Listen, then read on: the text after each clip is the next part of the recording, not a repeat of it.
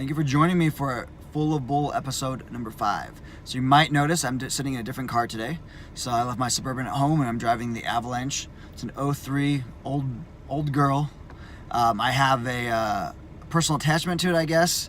And despite the fact that I don't really know why I keep it around. So anyway, so today I want to talk about a couple things. I want to cover for sure a couple of the recent Tough Love Daily Motivations and tell a story and update everyone on my blog. All right, so I want to discuss the Tough Love Daily Motivation that you're entitled to nothing. So I think the words are simple, but they're fucking true.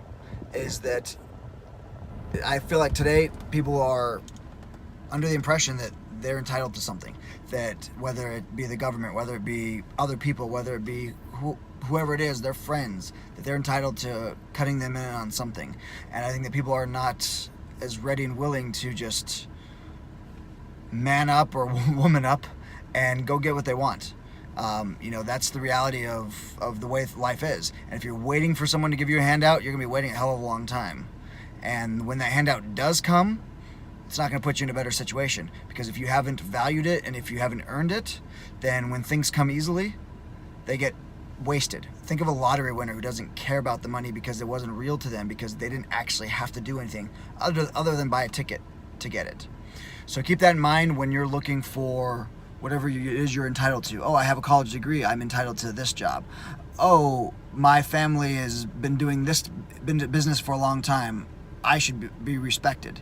Or, oh, I've been with this company for 10 years, they should give me a raise. None of these things you're entitled to. You're entitled to what you go after, and you're entitled to what you earn. And after that, there's literally nothing. So just keep that in mind. Go get what you want, don't feel entitled. So I think we all know that person who is always having some sort of crisis, some sort of meltdown, some sort of emergency, some sort of unexpected event, except that the unexpected event always seems to happen. I actually just read a book recently, and they talked about how people don't plan for the low probability, because each individual event, a flat tire, a getting sick, losing your job, all of these crappy things that are low probability, they're individually low probability and not very likely. But if you think about it as a whole, how likely is it that at some time during your week or your month that something bad or something negative is going to happen?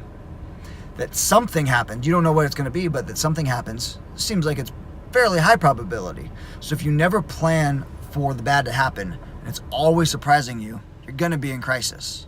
Maybe you're the person who's always in crisis. And what is the common denominator? Who's the common factor? It's the person who's always in crisis. So think about whether or not things are happening to you or happening to them, or they're just not preparing for life and for the things that are inevitably going to happen and happen to all of us, and then allow that situation to fester and to build. Look, things happen, shit happens, everyone knows that. But if you're not prepared for the inevitable low probability crappy event happening to you, then when it does happen, yeah, you're going to go into crisis and it's going to have a chain reaction. So prepare yourself. Know that things happen and get as prepared as you can, and limit those problems. Look at problems before they actually become problems, so they don't sneak up on you. All right, so in the last week or so, you've seen a couple of the books go up. Personal Branding in the Digital Age. That was actually a pretty good book for someone who is focused on their career. I highly recommend that. And then there's Predictably Irrational. Off the top of my head, I don't remember the author, but I actually just ordered another book from them as well. It was an excellent book because, again, kind of speaking about the low probability event, is that we all think that we act rationally. We all think that we're making the right decisions, that, oh, this terrible thing happened, this is how everyone responds. And it turns out that we all respond in a way that is not rational. We can be easily influenced. Our decisions, our actions can be influenced without us ever even realizing it. And if you understand that people are irrational, but in a predictable way, in a way that you can work with, then at least you know how to handle it. If you think that people act rationally and make the decisions that are best for them, in all cases, you're completely wrong. I know so many people, I work with people, sales reps, individuals who make the decision that seems nice today, seems easy today, and it bites them in the ass later on. Everybody does that. And if you're not aware of it, if you don't think about it, and you put yourself on a pedestal thinking that you make wise decisions all the time, and then you turn around and you're not where you want to be in your life or in your career, maybe you should look at why. And this is a great book and a great place to start. So when I was 16 or 17, I had my first, I guess, kind of real business, side business kind of thing. So I was working at Red Lobster at the time as a host, which if you've ever worked at Red Lobster, it's actually a really good company to work for. And I had a handyman business. So I had my old truck. I had a little business, put up some signs, made some business cards, did that kind of thing.